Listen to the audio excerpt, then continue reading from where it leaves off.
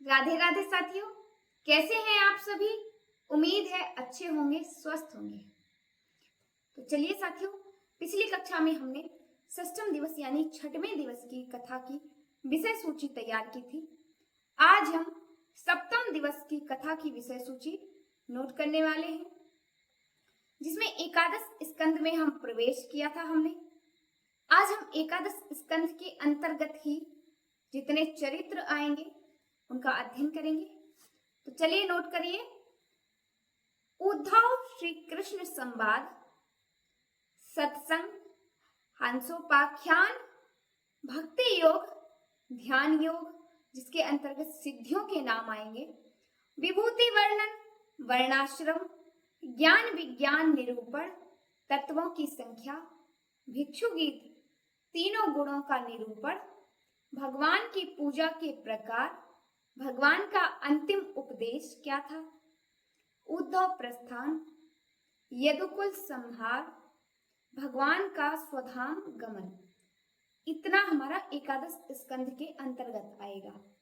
श्रीमद् भागवत जी में द्वादश स्कंद है, यानी 12 स्कंद हैं।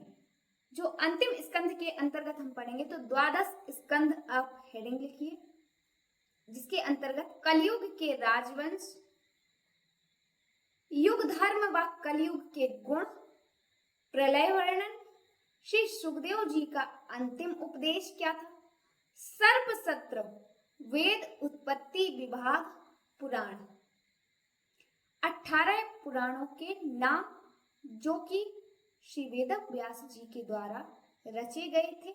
यहाँ पर हमारी श्रीमद् भागवत कथा साप्ताहिक ज्ञान यज्ञ की कथा का समापन होता है, जिसकी विषय सूची है, विषय सूची का समापन होता है। साथियों, इतनी विषय सूची के अंतर्गत चरित्रों का अध्ययन हमें करना है, जो हम आने वाली कक्षाओं में करेंगे। साथियों, उम्मीद है आपने पिछली कक्षा की विषय सूची याद कर ली होगी।